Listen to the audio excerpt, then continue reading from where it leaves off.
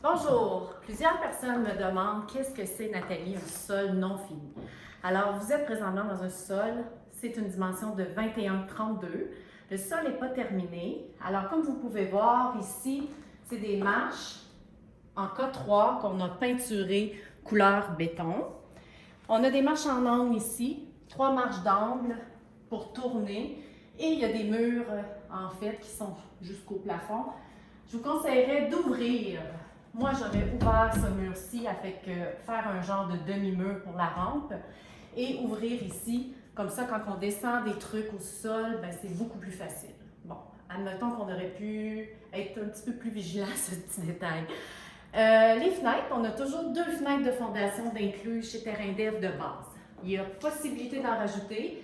Les gens trouvent que c'est suffisant la majorité du temps parce qu'on en a une souvent pour la chambre et une pour la salle familiale. Ici, il n'y a aucune division de fait encore. Par contre, on vous demande lors du plan où est-ce que vous aimeriez avoir votre salle de bain le jour que vous allez vouloir terminer votre sol. Alors, le rough de plomberie est toujours sorti de base selon votre choix de plan. Vous avez la sortie de laveuse-sécheuse au sous-sol. Les gens vont parfois vouloir monter le laveuse-sécheuse à l'étage, mais tout dépendant de la grandeur du jumelé, ça prend de la place, mais c'est possible de le faire. Toujours là, ben, ça prend des petits extras supplémentaires pour la montée à l'étage. On met toute la salle mécanique le plus possible en dessous des escaliers. Alors, vous avez le chauffe-eau d'inclus de base de 40 gallons.